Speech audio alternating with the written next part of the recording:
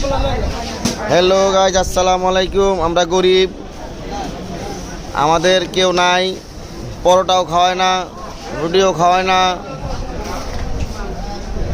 সব খায় ফখরুল চাচা। টেনশনের লুঙ্গুইটা গেছে গা গোয়ার উপরে, থুকু পাশার উপরে।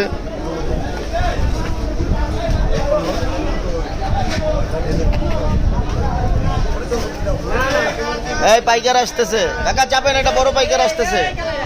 এই যে আপনি কি নিবেন? কি এই যে দুধ খাবি? হ্যালো, এই যে বড় পাইকার।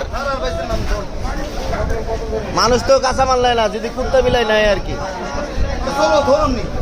আছে কোনো সরাই দেবান কুকুর?